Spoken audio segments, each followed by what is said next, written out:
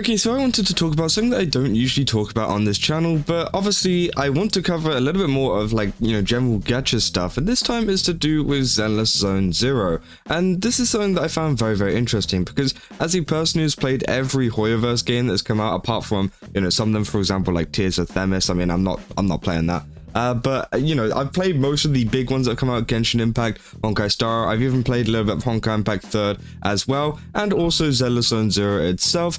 It seems like, Zenless Zone Zero has not had that, as big of an oomph as some of the previous games. And well, recently some actual information came out about Zenless Zone Zero, giving us an idea of how well or, how not so good it has been doing compared to some of the other Hoyoverse games, and, what Hoyoverse could be doing differently to actually improve this and actually, create a successful game. Now, let's just get into it, because this is another article from pocketgamer.biz. They usually provide us with some really, really good info, and they essentially say Zenless Zone Zero celebrates its first anniversary with 442 million.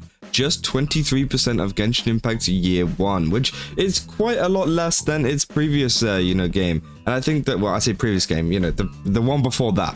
But essentially they say Hoyoverse's latest gacha game generated nearly 1/3 of its lifetime mobile revenue in its launch month. Now they say Hoyoverse's urban fantasy RPG Zenless Zone Zero celebrates its first anniversary today, after earning 442 million on mobile in its first 12 months. It's a modest sum compared to Genshin Impact and Honkai Star, which each surpassed 1 billion in their first year on mobile. So yeah, essentially they've made less than half of what these companies have made, and that's pretty crazy to think about. They say, in fact, Zenless Zone Zero generated just 23% of the mobile earnings achieved by Genshin Impact when comparing each's first year on the platform, with the open world giant having come closer to 2 billion in that time frame. So yeah, Genshin was closer to 2 billion. Now obviously Genshin is a big kind of anomaly whenever it came to the game being popular. Obviously you had the different kind of factors, including people being at home all the time, so there's way more people playing it, and they had like a right time, right place kind of thing. But obviously with Honkai Star, we were kind of coming out of the whole COVID stuff, and it actually did really good as well, despite people not being as home as much. And I think they actually did a really good job at marketing that, with it obviously surpassing 1 billion. But I think with Zenless Zone Zero, it has failed in that regards, in terms of capturing that same kind of oomph and audience that it probably wanted to capture. Now, I'm not saying it's failed in general. I mean, 442 million isn't exactly, some money to scoff at, because that's still an incredible amount of money. But compared to, the previous games, you could definitely say the kind of marketing, or, the way that they probably expected the game to go, didn't go the way that they fully expected it. Now, obviously, they say this was despite Zenless Zone Zero surpassing 45 million pre-registers, an industry record that outshone Genshin Impact and Honkai Star combined. They say, however, Zenless Zone Zero did outperform Hoyoverse's 2016 title Honkai Impact 3rd, making more than 4 times over, comparing retrospective years, according to AppMagic estimates of gross player spending between Google Play and the App Store.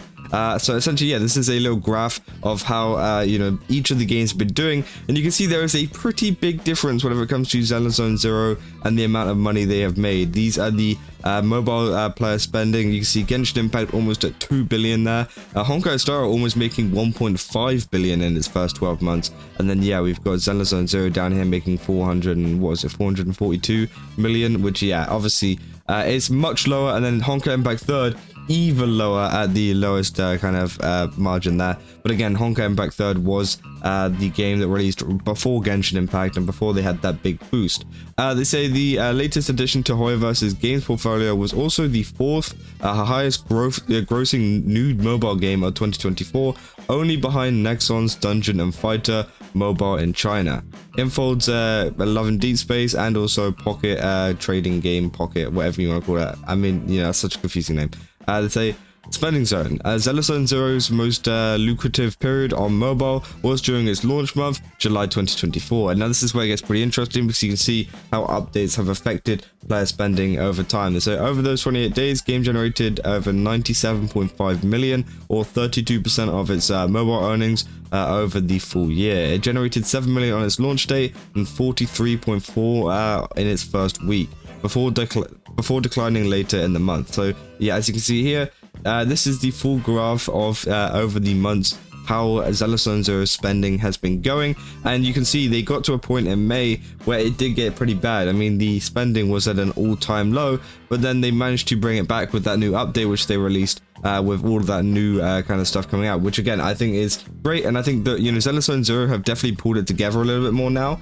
Obviously some people aren't happy with it still, and I think that's totally valid if you know, want some more changes. And I think this is going to be they're going to be fighting a battle here, I think, Hoyoverse, in terms of trying to keep people interested, in terms of trying to keep people happy, because again, you know, they obviously came out with all of this kind of stuff saying that they were going to change a lot of things to make it more exciting, and you know, they've done that a couple of times, which has boosted their banner sales quite a bit, because people were very excited at the start. As you can see, they almost hit 100 million in the first month, which is pretty crazy to see. But again, you know, it has been slowly down at the moment, and it would be interesting to see after all of this kind of hyping up of this, like, you know, new big update, where the revenue is going to be at with some of these characters, because again, it could just drop straight back down to here again, which, you know, is very interesting. I think it's an interesting thing to look at, because again, it seems like it's the first time that Hoyoverse has kind of struggled, I guess, with releasing something. You know, with Genshin Impact and Honkai Star, it's been pretty easy for them. You know, they've been able just to do whatever they really wanted,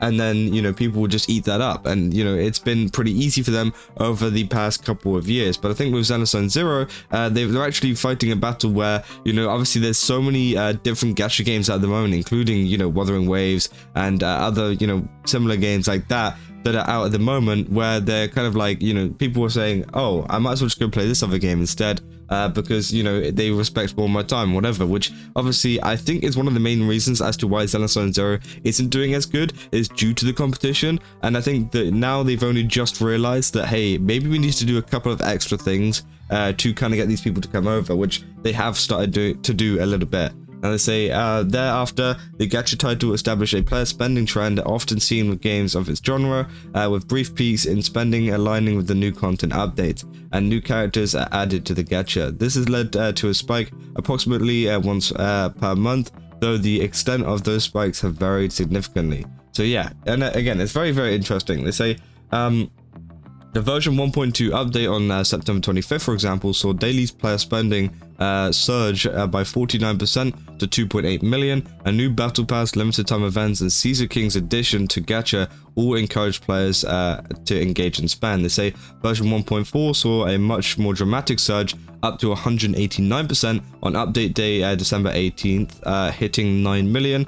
This day remains Zenless Zone Zero's most lucrative on mobile yet, and helped to drive December to become the game's second highest grossing month at 53.9 million. And then, yeah, obviously they say, you know, there's some new stuff with Miyabi, anything like that. And you can see, you know, they're kind of justified in the different ways. And then they're talking about version 2.0, saying version 2.0 took players to a new game, new in-game city, Feilun Heights in the Wafe Peninsula, where they were tasked with managing operations at Subian Temple, you know, forging alliances with new characters and battling in the expanded hollows. As the game reaches its first anniversary, this game remains the latest update available. Version 2.1 is expected to follow on July 16th. Full details are to be unveiled on the anniversary, July 4th. So again, as you can see, you know, there has been a lot of stuff coming out, but essentially it's very interesting to see that, you know, obviously this is how the revenue has gone so far, and it'll be interesting what, you know, it goes on from this. You know, what kind of revenue are we going to see coming into the game, and will Hoyoverse be happy and satisfied with how their game is doing? Because currently, if I was Hoyoverse and I was seeing this graph compared to these ones, I wouldn't be happy. It's showing a downwards trend in terms of, you know, their games.